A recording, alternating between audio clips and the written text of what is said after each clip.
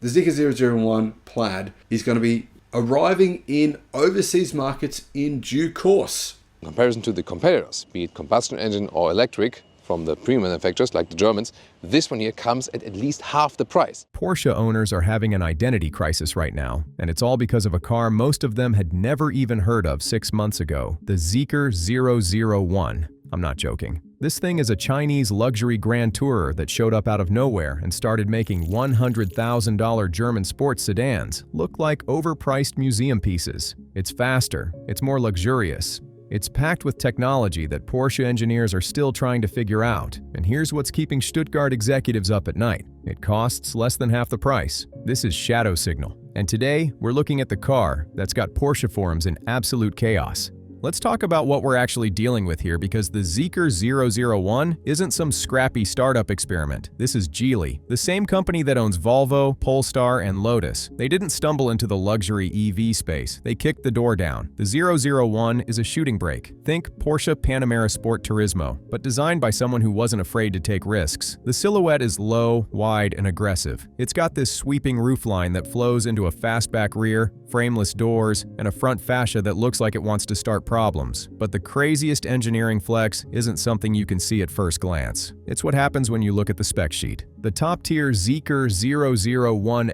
FR puts out 1,265 horsepower. Let me say that again, 1,265, from a 4-door family hauler that has a full panoramic roof and a trunk big enough for your golf clubs. 0 to 60, 2.02 seconds. That's not a typo. That makes it faster than a Porsche 918 Spyder, faster than a Bugatti Veyron, faster than basically anything with 4 wheels and a license plate. Bro, what? A Porsche Taycan Turbo S, which is Porsche's fastest sedan ever made, does 0 to 60 in 2.6 seconds and costs around $200,000. The Zeekr 001 FR does it in 2.02 seconds and starts at roughly $70,000 USD in China. It's not even close. It's embarrassing. But hold on, speed is one thing. Anybody can throw batteries and motors at a car and make it fast in a straight line. What about handling? What about that famous German driving feel? This is where it gets interesting. The Zeekr 001 comes with an intelligent air suspension system that continuously adjusts damping 1,000 times per second. It reads the road, predicts what's coming, and adapts before you even feel the bump. Porsche's adaptive air suspension is good, but it's not doing calculus at this speed. The 001 also has rear-wheel steering, up to 6 degrees. That means this thing, despite being nearly 200 inches long, can carve through corners like a car half its size. It feels smaller than it is. It rotates around you.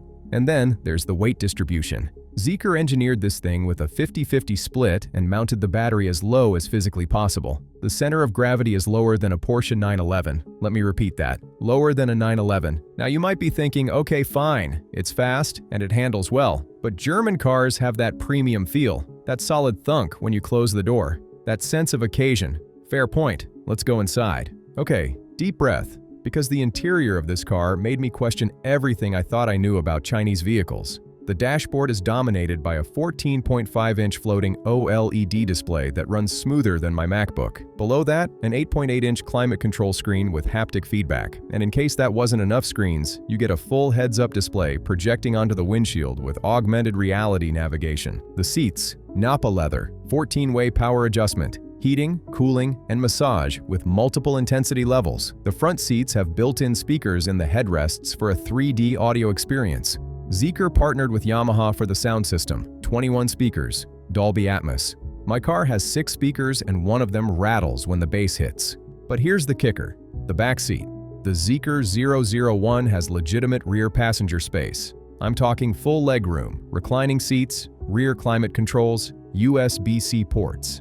And the panoramic glass roof stretches all the way back, giving the cabin this airy, open feel that makes a Taycan's interior look like a cave. The materials? Soft touch everything. No cheap plastics, no rattles, no gaps. The door closes with a solid thunk that sounds more expensive than it has any right to. This isn't just competitive with Porsche. This makes Porsche look like it's charging you for the badge. And we need to talk about the tech stack because this is where China is operating on a completely different level. The Zeekr 001 runs on Mobileye's latest autonomous driving system with highway assist that handles lane changes, overtakes, and exit ramps. It has 7 cameras, 12 ultrasonic sensors, and a front-facing LiDAR unit on the higher trims. The car can basically drive itself on the highway while you sit there wondering why your Porsche still requires you to keep both hands on the wheel at all times. The software updates over the air, constantly improving. Zeekr has already pushed multiple performance updates that have made the car faster and more efficient after purchase. You buy it, and it gets better. Meanwhile, Porsche wants $3,000 to unlock rear-wheel steering that's already installed in your car. Now, about that range. Because electric cars live and die by the battery, the Zeekr 001 comes with either a 100 kWh battery or a 140 kWh battery. The big battery version gets an estimated 430 miles of range. 430. That's Seattle to San Francisco on a single charge. And charging?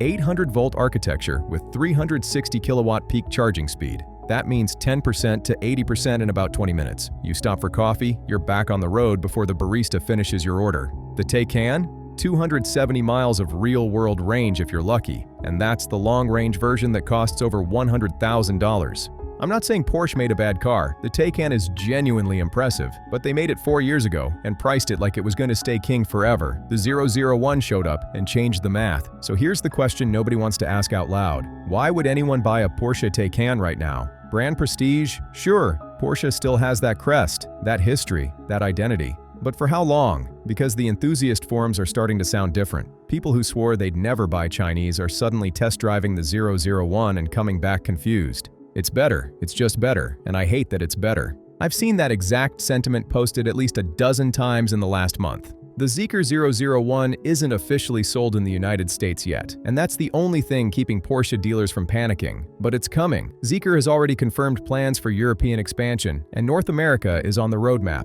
When it arrives, priced somewhere in the $60,000 to $90,000 range, it's going to force a conversation that a lot of people don't want to have.